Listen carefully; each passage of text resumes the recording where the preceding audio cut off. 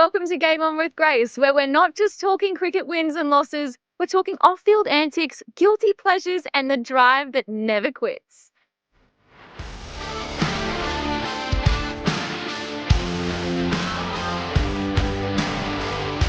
Hey everyone, it's Grace Hayden, and today we're joined by a true giant of the modern game. Literally and figuratively, standing at 6'7", he's a dominant all-rounder and a former West Indian captain who's led his team on the biggest stages, including a World Cup. And he's made history across formats as a bowler, batter and leader. Now he's bringing his talents to new frontiers, playing in the Abu Dhabi T10, captaining the Los Angeles Knight Riders in Major League Cricket, and so much more. Can't wait to get into this chat with Jason Holder. Game on. Jason, welcome to Game On with Grace. So stoked to have you on, mate. Where are you joining from in the world right now? Hey, Grace. Nice to be here. I'm actually over in the Abu Dhabi T10. So, yeah, in Abu Dhabi and trying to enjoy it. Nice. Have you been to Abu Dhabi before? Oh, heaps of times, man. This is like a fortress for me, I guess. I pretty much come here 2-3 times a year these days, the amount of cricket I've played here. So, yeah, I'm not a stranger to this part of the world. And, yeah, I'm just looking to enjoy the couple of weeks that I have over here. It's crazy where cricket takes you now, hey? Like, honestly, there's places that you never thought that cricket would touch, and then now these days you're not surprised by any place in the world, right? Yeah, exactly, man. To see, especially from when I started playing cricket, well, international cricket in 2012 till now, like a whole lot has changed, man. And it's just amazing the growth the game has had. And the places of obviously the associate nations that come into cricket have broadened the perspective and horizon on cricket. So it's good to see that cricket has reached this part of the world and continuously growing, which is really good for the game. I'm just hoping that we can have a few more full member nations and probably expand the traveling portfolio of cricket. And we know it probably doesn't need expanding the amount of travels that we have, but it's still good to grow the game and to see it in different places of the world. Let's get into the first segment. This is called Game On Icebreakers. Now, we all know that athletes are super competitive, but I'm just going to, test where you're at because everyone's a little bit different. All right, first question. Can you give me something or a time maybe, where you were a little bit too competitive off the field? So something in day-to-day life or, you're with your mates and it's just kind of a fun game that you've turned a little bit too much competitive energy into. Yeah, everybody who knows me knows I'm a very competitive person. Something that just distinctly comes to mind is on the golf course. I'm pretty close with a few of my mates back at home in Barbados, and we get pretty competitive. And there's always a debate with who gets how many shots, and who doesn't get shots, and it gets pretty heated at times because we literally be on the first tee for at least another extra 15 minutes deciding how many shots this person gets or how many shots that person gets. But it's always a nice time because I love competitive golf. I just really don't enjoy recreation. Like just willy-nilly golf. Let's just casual golf. I don't enjoy it. It doesn't really do much for me. I love playing for something. And yeah, I mean, I can remember a couple times being on the first tee and you're debating how much money to bet as well too. Because yeah, we do have a friendly wager, but that particular time it wasn't a real friendly wager.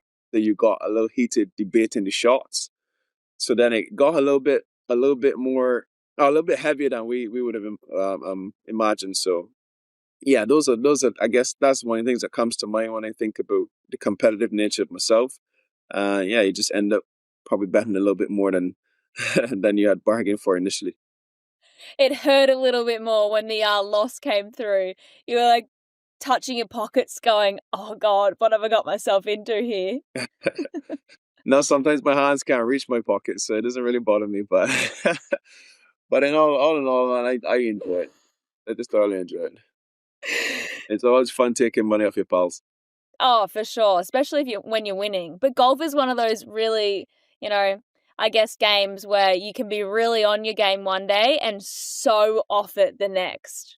Yeah, I guess that's the beauty about it, man. You can have a great day where you beat all your mates, you beat them front, back, and overall if you're doing it that way, and then you can have a day where you can just have a total off day and just lose everything. And I guess that's where everything's leveled out, which is why I really enjoy it, because one day you can be switched on and you can be really on, and then next day it could just be the total opposite. So it's frustrating, yes, but I mean, it still levels out the playing field so that everybody can have a chance to have a piece of the pie, for lack of a better phrase. But yeah, I don't enjoy losing, so that's not very, very much fun, when you lose to your close mates.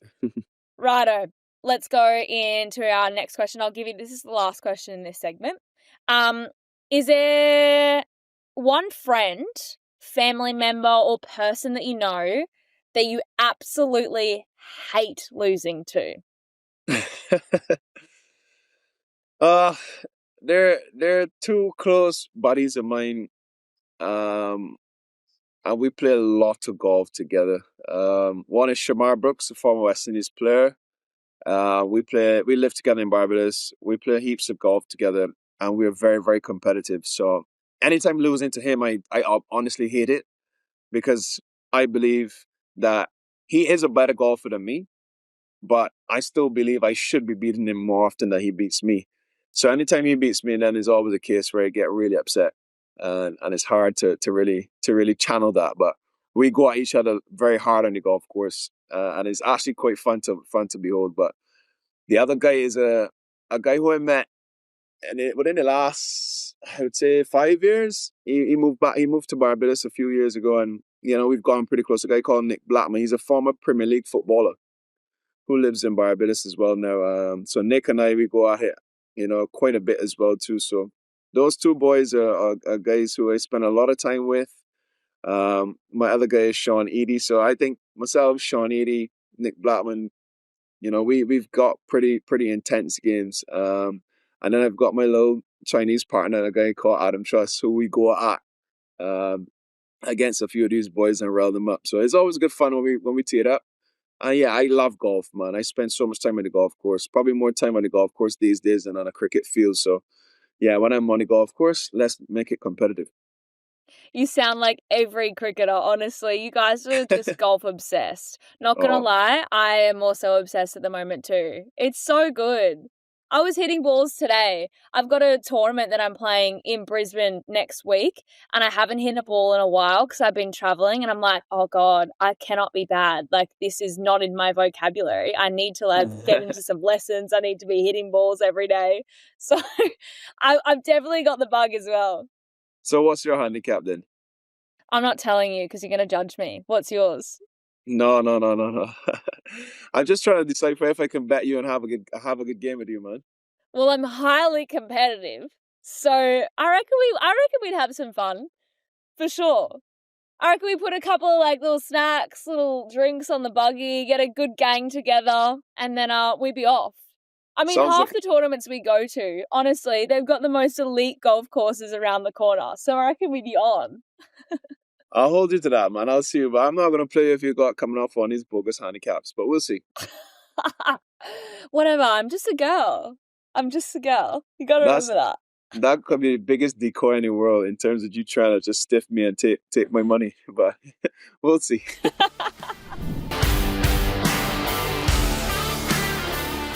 All right, let's get into our second segment. This is called Human Behind the Hype. So we get to know you a little bit more than just your stats and your scores.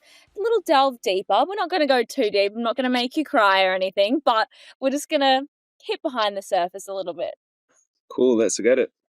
So I want to know let's get it. Let's do it. What were you like as a youngster, Jason?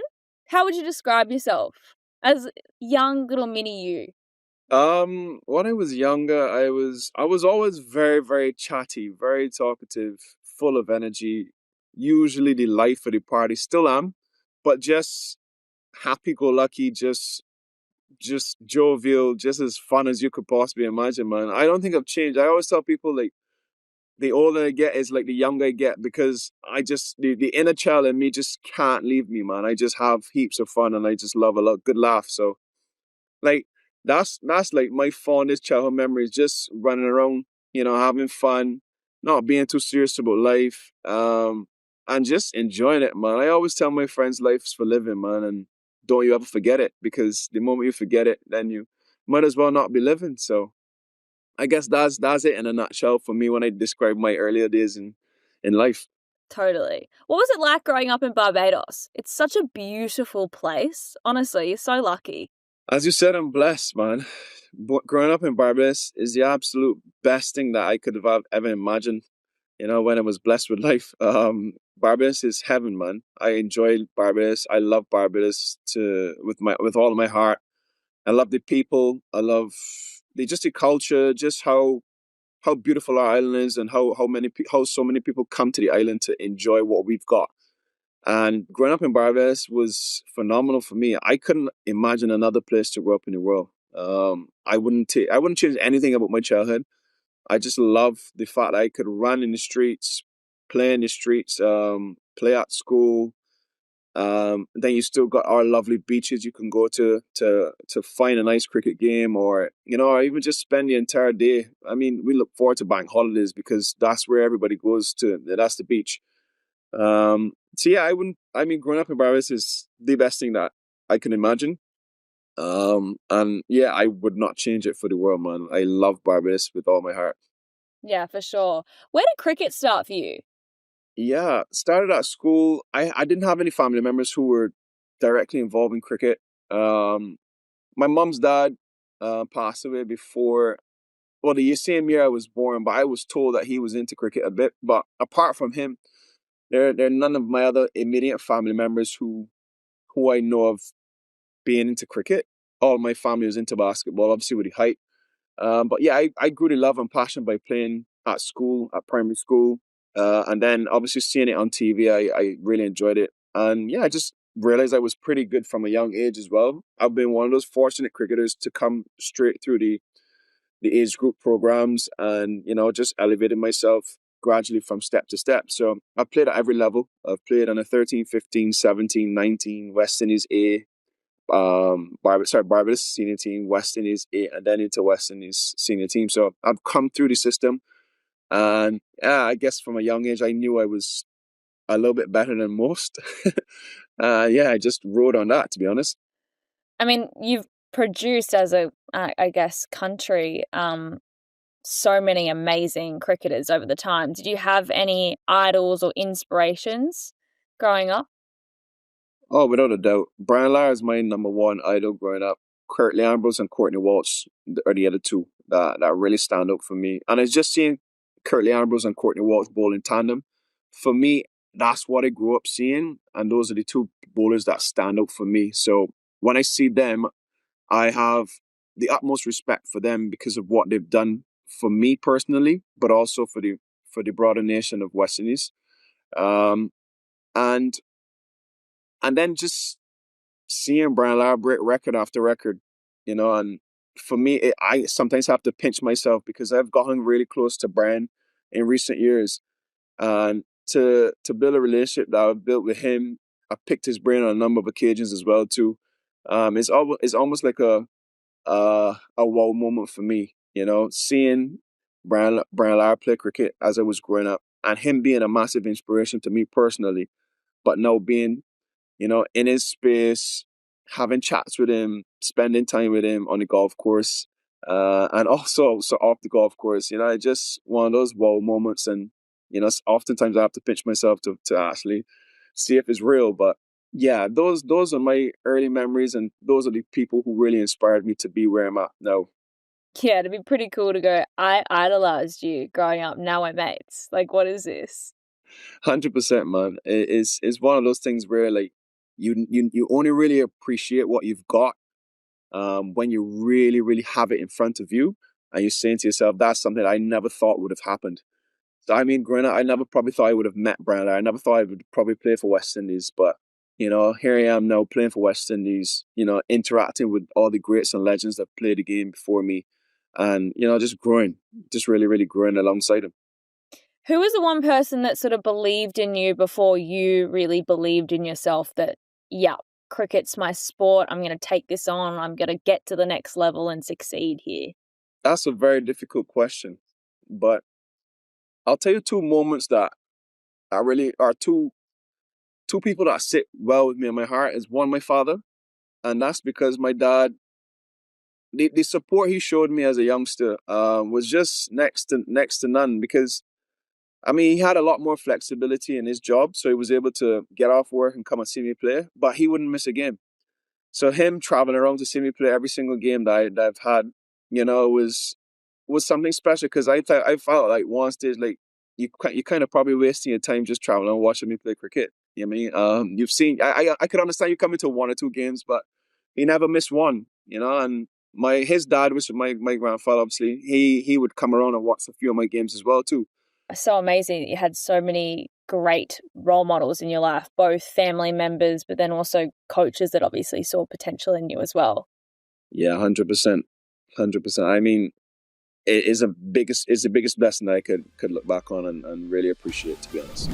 You fell into a captaincy role though really early in your career. For most, captains that have, gone on to lead their country, but you were also in a difficult position because you were so young in that role, but you had so many of those, not older generation, but, more experienced players that were in the side. How did you manage that new trajectory in your career? Yeah, captaincy, man. Yeah, I look back on it and I scratch my head, I smile to myself, I pat myself on the back, because it was one of the most unimaginable experiences I could have had. Um, I've obviously captained youth teams before, but if I went, I mean, part of me taking the captaincy was based on the fact that I'd led teams before. And leading a youth team before, leading a club team, is something totally different to leading the West Indies cricket team. And I always tell people, had I known I can imagine. now, yeah, had I known now what I knew, sorry, had I known before what I knew now, maybe I would not have taken the captaincy, because it is so much more than just taking Really? 11 guys onto the cricket field. I mean, 100%. The amount of political stuff that I had to deal with, managing the players, managing their wants, managing their needs, and then trying to be that middleman between them and Managing your game. I mean, yeah, and that's a point that I'm going to get to. Like, trying to manage my game again was something that I pushed aside, which hurt me in the end. And I had to really wake up and understand that, look, if I'm not managing my game and at the top of my game, then there's no captaincy. So I was at the point where I was fighting so many battles off the field, and it became so draining, so draining. And I think for me as a young man trying to find his way in his international career, it probably wasn't the best thing for me at that point. But again, in hindsight, I think it's made me into the individual that I am today. Like, I've grown so much, I've learned so much, I've had to become a man at such a young age. I wasn't one of those players who could really feel their way into international cricket and take a gradual progression to being a senior player within the dressing room. I had to really grow up one time and be a senior man from the very beginning. And yeah, looking back on it, it was challenging, but it's taught me so many things in life that I still hold and still use to this day. Um, but yeah, I mean, taking on the captaincy at 23 was tough. I enjoyed it. I enjoyed the challenges. The bad days were very bad. The lean patches were very lean and tough, dark.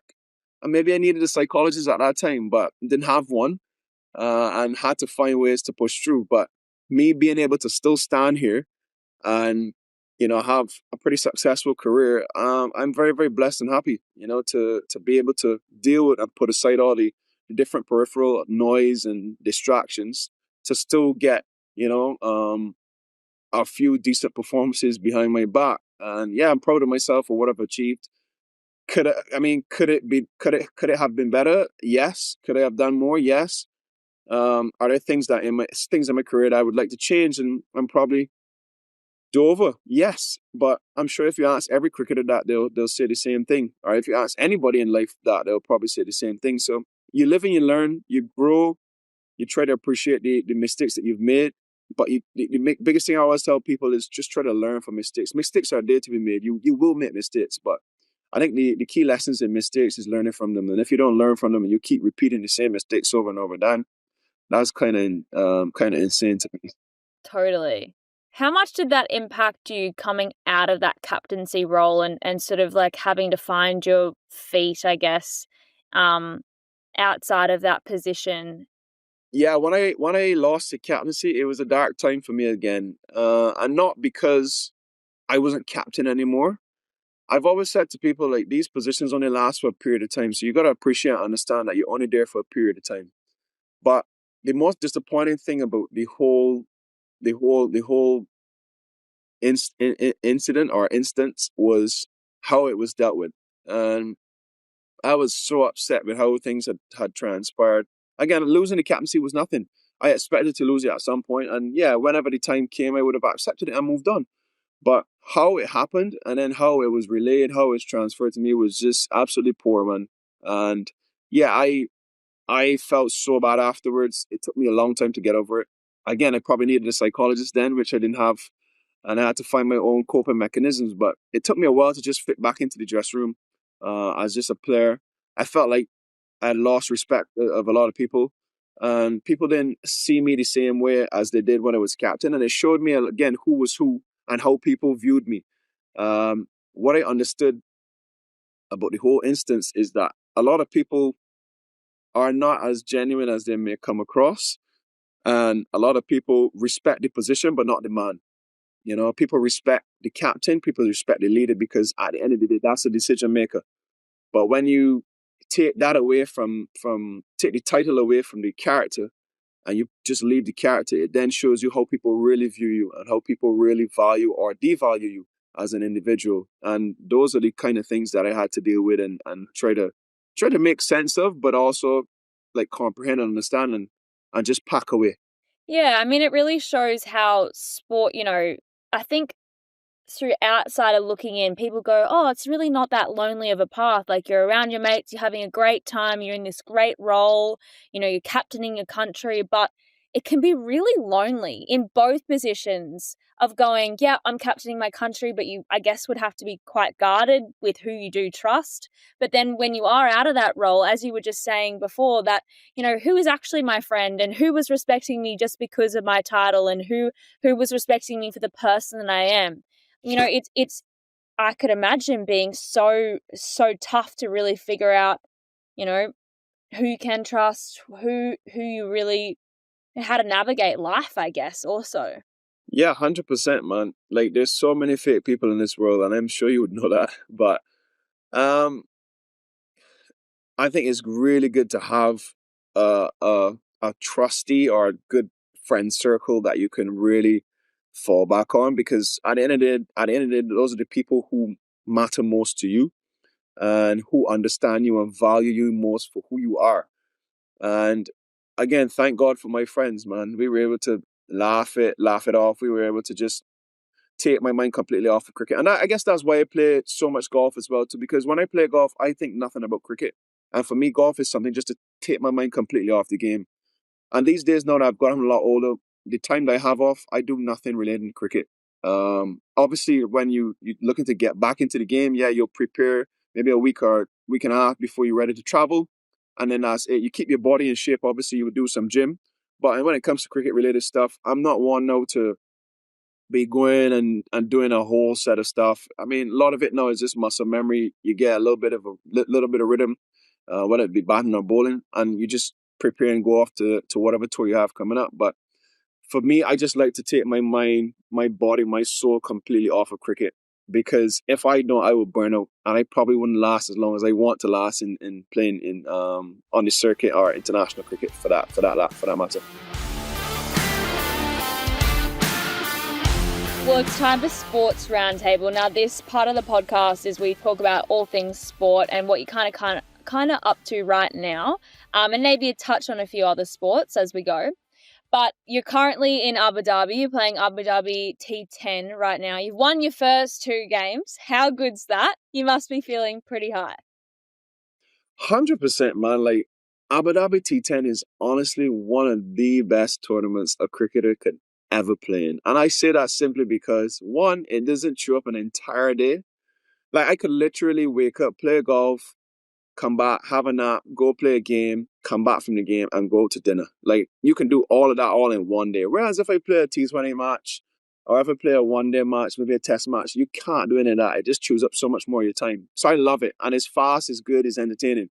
it could be punishing, yes, but I think it's a format where you just don't dwell on things because at some points you expect to get smacked. At some points you expect not to score at 200 plus strike rate. So it's just one of those games where you just let your instincts take over and just play it and enjoy it. I love it. Um, so yeah, like that is where I'm at now. It is the best format for me because it just doesn't chew up my entire day. It's a paid holiday, mate. What are you saying? Well, I didn't really want to put it that way, but I'm glad that you said it, and I would have it on record to say that Grace said it, that it's a I paid will. holiday. I'll do it for you. You It's do a it for paid me, and holiday.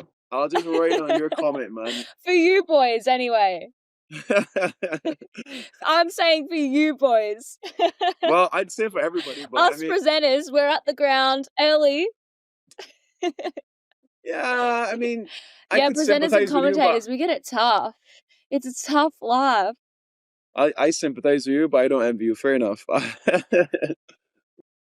Now, the toughest part of our gig is when we interview you guys post-match.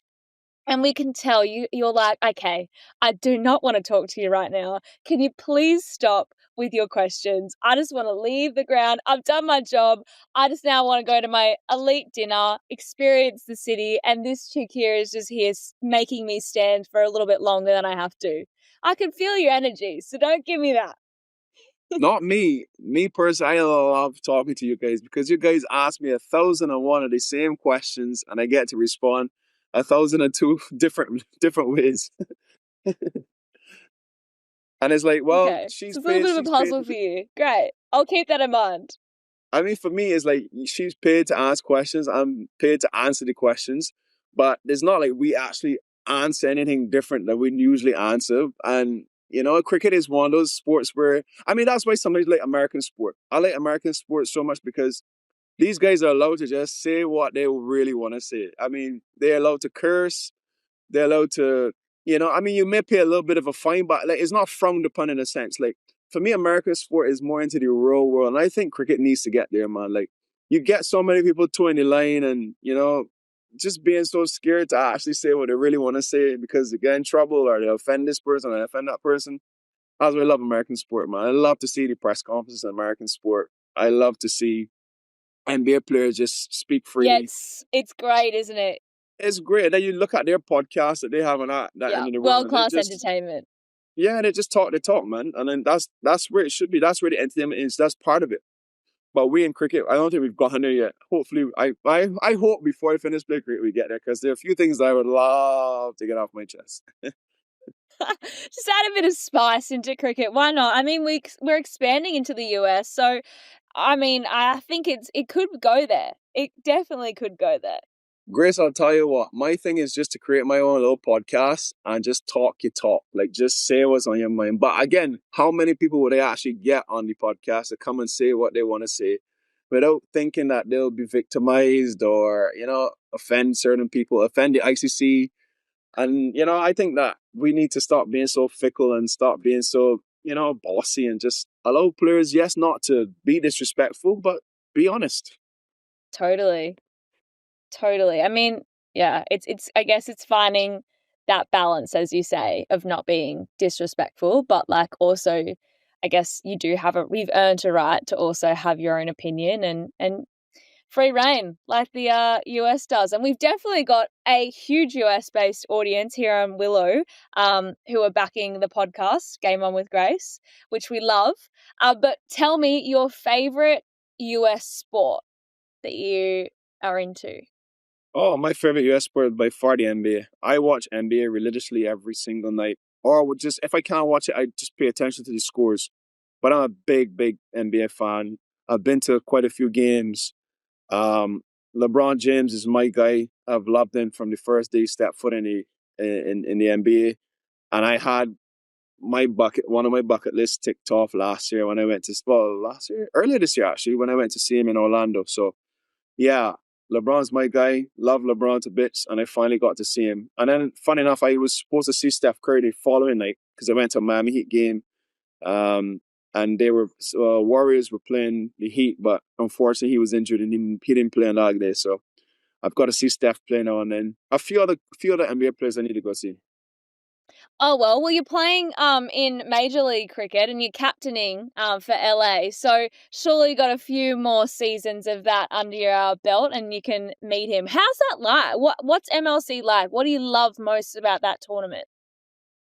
You know what I love most about the MLC is just seeing a different demographic cricket, like seeing the different stadiums, like the whole side. Like we played in San Francisco in the I think it's we played in San Francisco in the baseball stadium, and though I hated it, it was a different dynamic. I hated it only because of the dimensions of the ground, and I felt like it was a little bit unfair sometimes for bowlers to. What was it like? What were the dimensions?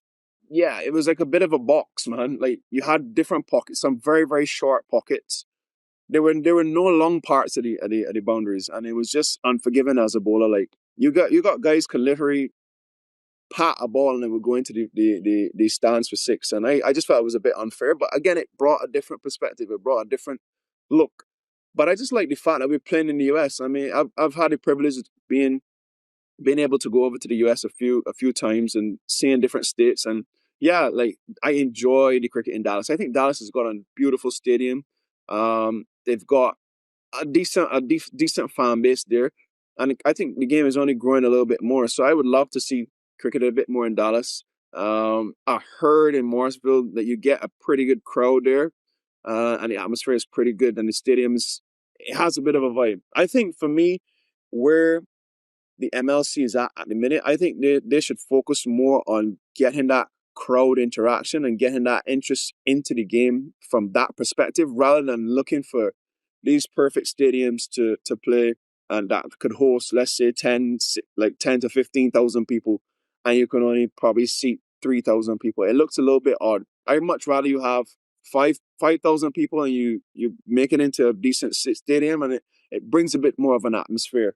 Like, for instance, I see cricket in Nepal, and every single time I see cricket in Nepal, I'm just enthused to go to Nepal to play cricket because all of the games are sold out, packed with energy, and that's the game. That's the way the game is going to grow. That's the way, as a cricketer, when I step on the field, I much rather play in front a full crowd or close to a full crowd than playing a really nice stadium with I don't know, a third of a crowd. To me, it doesn't really sit well with me.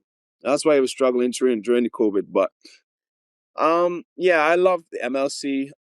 This year was my first year playing it. I really enjoyed it, and yeah, I look forward to the tournaments ahead. And I only hope that the game continues to grow over there because it's a good market to get into. Obviously, the American market is a big market, as we know. American sport is pretty huge, and I think if you can grow it there, then yeah, that's the sky's the limit over there for cricket. You know what was crazy for me is when I was going to the World Cup and it was split between America and the West Indies, and I flew into New York, and customs, they ask you when you give them your passport, what are you coming for? And I said, oh, the cricket. And he goes, oh, I've heard about that cricket thing. Like, yeah, like I've got a few friends that are going. And he was fully in, like, just, straight up and down American kind of guy. And I went, wow, cricket's really making a mark. I was so shocked. It was like really cool, a cool moment to go, okay, this isn't the normal place that cricket's play, but this is definitely making a mark. No, 100%. Like I had a similar experience. I was in Orlando a couple months ago. Went on a golf trip with my boys, and we were playing on this golf course, and I ran into this guy. So my boys were telling him that I played cricket. So he was like, "Oh wow, I watched the Cricket World Cup, when it was down in Florida." And he is born in America. He's an American.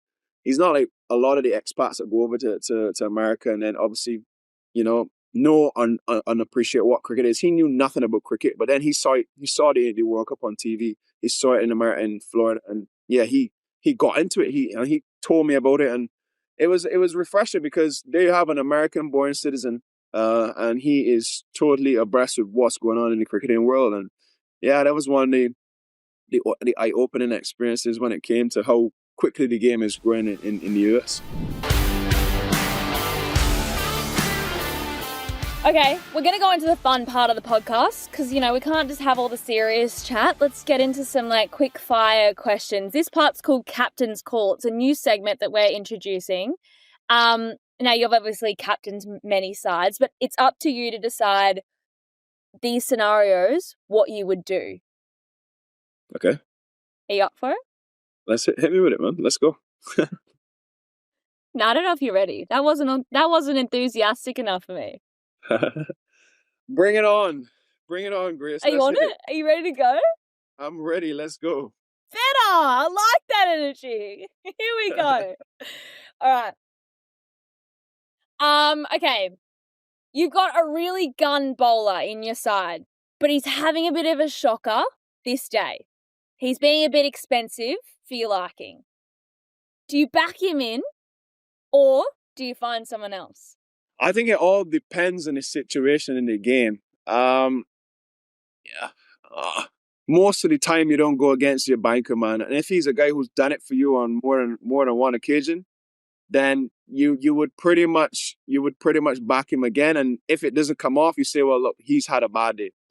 But then if you've got let's say you've got a guy who is just under him, and you could say that I could rely on him as well too. So he might be a second option. I would not give it to an inexperienced bowler who's having a good day, who's having a good spell on that day. Again, there might be a situation that it may happen, but you would tend not to do that. But if you can have another senior bowler that is having a decent time on that day, then you might say to yourself, like, I can probably give him that over today and take the pressure off the all-star with that you would normally rely on. So yeah, I would say I may look at somebody else, but more often than not, he's probably going to have to suck it up and still bowl that over. But it all depends on the makeup of the team. All right, team morale's down. You're a bit low. You've had a few losses on the trot. How do you lift the spirits? Good question. The reason I'm laughing because I'm actually really intrigued with this one. Yeah, I've been in a few dress rooms like this, so I'm pretty experienced when it comes to that. But for me, I think some honest conversation needs to be had. One, but then you gotta really, really, really find some ways to big up these guys, and it's all individual. I think sometimes doing it as a big group doesn't really hit home the same way if you would pull a guy on a one-on-one and you say to him, look, bro, come on, you're this guy, you're better than this. I know what you can produce. You've been a banker for me. And you just try to boost his ego. Just try to G him up. I think from my past experiences, if you do it more on a one-on-one basis, it hits home a little bit more differently than if you do it in a whole team setting. So I think just trying to really sell dreams, man. I believe in selling dreams, man. If you can sell a dream and you can paint a picture, then as a captain, you would go down as one of those great leaders. But funny enough, if you know your group really well, you may have other close mates of yours who might get through to a different individual better than you can. So you say to your close mate, look, bro, I need you to go and really talk to John, because John, you and John get on really well. So just go and G him up, get him up for it, man. We need John. So those are the things that you really need to understand about your team and know who's who, what's what, and who can get the best out of the certain individuals. You get really good at reading personalities. You know what I mean? I think you'd get really good at reading personalities being a skipper, because you'd have to know, okay, these people are this kind of personality, these people are this kind of personality, and then, strategize on how you approach those situations. Yeah, I say to my close friends, I know every single personality trait that there is in this world because I've been through and been around so many different people. I think there's not a personality trait in this world I don't know. The issue that I've had in the past and to date is that certain people aren't mature enough to handle certain things. So it's tough sometimes to get through to people because you want to be honest. I try not to be too harsh, but sometimes honesty is harsh. And a lot of people just can't handle it, and then people take it in the wrong way. So it's tough sometimes in that light. But I feel as though I know all the different personalities, and I know how to deal with certain people. That's why when I don't play cricket and when I'm not around cricket, I need to get away from it because it's so toxic at times, man. it's unbelievable how toxic it could be. And it could be very lonesome and very depressing. So I just try to like just shift it, man. Shift it completely and just do some stuff. Let loose, have some fun, party, play golf, spend time with friends and family, and just enjoy. Blow off steam. Yeah. Yep. Exactly. All right, I've got a doozy for you. A senior player and a youngster, an up-and-coming gun. They're butting heads. They're in a fight about something. How do you settle it? More often than not, the youngster is always wrong. So you gotta tell the young. It's easier to say the youngster you're wrong than the senior player, man. And yeah, you gotta really make the younger players understand the environment, right? And it's tough sometimes coming into new environments, but you need to read the room. And I think if you give younger players too much leeway, then they take advantage of it and they don't understand boundaries. So I think I gotta back my senior players because when I'm on the field, when I'm in the heat of the battle, those are the guys I really turn to, man. The younger players are more like co-stars. And I see the senior players as my real stars. And that's how a team is really made up. You got stars and you got co-stars. And I don't get me wrong, on different days, the co-stars who we expect to be co-stars, they become your stars. And then as a senior player, you just got to accept and acknowledge that, look, today I'm a co-star today. I just got to switch my role a little bit today. But that's the dynamic of sport. Not every day is going to be a great day for you, but you've got a role to play within, somebody else's success or the team's success. So, yeah, I think in that scenario, I would more often not back the senior player, but there are some situations where the senior players are wrong, and you've got to say, look, bro, you're wrong. I can't support you on this one. And they've just got to understand it.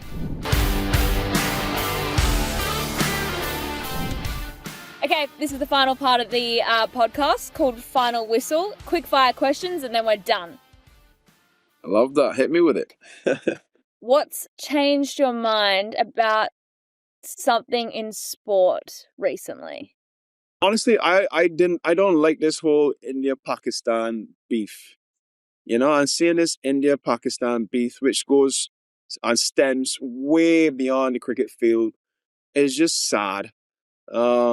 Because like there are two powerhouses in world cricket, and to see how things have transpired, like I saw India win the Asia Cup and it didn't go up and accept the trophy, and I just think it's just too much, man. Like these things like shouldn't be in our game, man. Especially if we are ambassadors for the world, and if we're talking about world peace and just making the world a better place, then that's not what you want to see from your idols and your inspirers. Like if you're inspiring a generation, you're inspiring a world, then we've got to find a way to come together. And I could understand it being a massive thing off the cricket field. And don't get me wrong, I get it. It's a young years of history behind it. But I think if it is to change, it can start from our influential players, our influential teams on the cricket field. So I think, yes, that can be happening off the field. But I think a way to quieten it and to deaden it is by India and Pakistan maybe joining forces in the sport. I think that would be huge for the context of everything. Because if they can do it on the field, then the two countries could probably say, look, it's done on a sporting level. Maybe we can do it in an everyday level and just, stop this fighting, stop this war between India and Pakistan. That's a good mindset with all, because it is hard and it's so sad seeing it transpire, I mean, and it does have that trickle effect culturally too, when you see your idols, and that would go for anyone, even if that was, Australia, New Zealand fighting against each other. It has that trickle down effect, whether you like it or not. So it's definitely a sad moment in time, but it's obviously difficult for even players to navigate when it's tense right now. I mean, we saw what happened in IPL and PSL this year. Like, it was scary. I was in India at the time, and it was tough. You just didn't know what was going to happen. Yeah. But I have great respect for both countries. Like, they're such beautiful people, beautiful cultures. Oh, I just love both countries so much. And I think that's why it hurts everyone in cricket when it is a time like this, because we have so much respect and love for both countries individually that, it's just tough. No, I couldn't agree with you more. I was in Pakistan at the time, and I didn't feel unsafe. I guess my whole thing, like everybody else, was just the uncertainty of being stuck, and that's not fun for anybody. You don't want to be stuck somewhere, and you're uncertain of when or if you can get home. But like, I remember Didier Drogba, who's one of my sporting heroes. He was a mastermind behind the Ivory Coast coming together and just trying to plead to their nation to cease fire and stop the violence. And it's one of those moments where you see the power of influence in sportsmen and athletes and influential figures. And I would love to see more of that from a cricketing standpoint between India and Pakistan. Like, I think it's so hard to be in a World Cup, for example, and you got to try to shift games because you don't want India and Pakistan to play at this place, or India can't come to Pakistan when cricket is meant to be played in Pakistan, or Pakistan can't come to India when cricket is meant to be played in India. I just think it's so wrong. It's one of the things I would love to see change, before I finish play cricket, because it'd be good to have both nations come together a little bit more. And my thing is, I've played obviously, and I know both Indians and Pakistanis, and seeing them and knowing them for who they are, like they're great people, and I know that this whole thing or this front that they had to put, yeah, and this front that they had to put up in terms of trying not to get too close to Pakistanis, like we even see it here now where certain Pakistanis can't be involved in certain teams because they're owned by Indian owners. It's just sad, man, because it just creates a big disparity. It creates a big divide between the entire league and the entire teams, where you want the best. You want the best competition. And if the best is Indians and Pakistanis playing together, then so be it. That is the way the game is meant to be played. That's what we preach and what we talk about. So why not just, ensure that we're, you know, practicing what we preach in essence, like bring the game together, grow the game together, and let's have a amicable, healthy, great relationship between all parties. Yeah, because we're one big cricketing 100. family at the end of the day. We all come from so many different parts of the world. It'd be nice if we could all come together and be on the same page. All right. Do you believe in luck? Of course, 100%. Want to elaborate or just 100%? Look, I think. You can't just say Look, 100%. all right. That's okay. This is what I'll say to that, Grace. Now, look, I feel as though I get a little bit too deep, but I believe in destiny. All right. I think that we are all here living a predetermined path set up by the Creator, and we have no choice in. Yeah, we have no choice in the matter. This is just our path, and this is what has been handed to us. Now, Believe luck. that. Yeah. So Works luck. on it. Yeah, luck is a part of it. Yeah, luck is a part of it because I look at my life, for example, and I'm like really blessed. I'm healthy. I do a sport and play a sport that I love and being paid really well to do it. And then I take the flip side of it. Like, I follow a few people on Instagram, for example, who are dyslexic, who are possibly paralyzed. They're different walks of life. So then you say to yourself, on one hand, like, why am I blessed to be in this light, and then this other person has drawn the shitty end of the stick, for lack of a better phrase.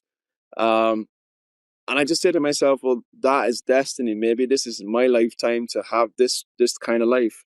The next lifetime, maybe I may suffer a little bit more. Maybe it might not be as as welcoming or not be as blessed as this one. I don't know, but I think there's a little bit of luck to it. And yeah, I think some days when you look at sports and you look at things that unfold, you say to yourself, well, there has to be a little bit of luck involved. There's got to be a lucky element involved at some point.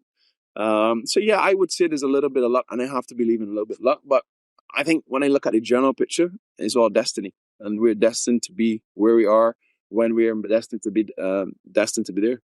Last one. If you could swap lives with any athlete on the planet right now for a day, who are you swapping with? They could be past or present, by the way. One athlete I would probably love to swap lives with for one day. I'd love to swap lives with LeBron James for one day, just to play and play an NBA game as well too, because I feel as though I'm a pretty good basketball player. So I would love to play an NBA game. I just go through one day of his life in terms of the time he wakes up to the time he goes to sleep. I would love to be in that and just feel how much added or extra pressure he has when people always constantly have him under scrutiny. So yeah, LeBron is my guy. I would love to do it. It'd be cool to feel his aura. Yeah, Walk I around mean, with that aura. man, I'm LeBron James. Everyone look out. again, I saw him in Orlando earlier this year. When he did the chalk toss, man, like you see it on TV, you don't really actually understand it or you don't really pay as much attention to it. But seeing it live, man, is crazy, man. It's crazy, man. LeBron is a big figure, man. Massive guy. My goat. My goat. Oh, I love it. Well, Jason, it's been so nice to chat to you. Thank you so much for your time. I really, really appreciate it. And thanks for coming on to Game On with Grace. It's been an honor. Grace, it's been an absolute pleasure, man. And hopefully we can get that golf game out of the way. And hopefully you don't take my money and I can take yours. We're going to do it. Oh, what an awesome chat with Jason. He's such a great guy, and what a story he's had. I mean, he's not just been an amazing player, he's led his country on the highest stages. So thank you so much again, Jason. It was such an awesome chat, and honestly a privilege to have you here on Game On with Grace. Now, if you love this conversation as much as I did, make sure you hit the follow button, like, subscribe, share to all your friends, because we've got so much more to come. We don't want you to go anywhere when we're just getting started. So we cannot wait to see you guys on the next episode. Thank you so much again, and keep competitive.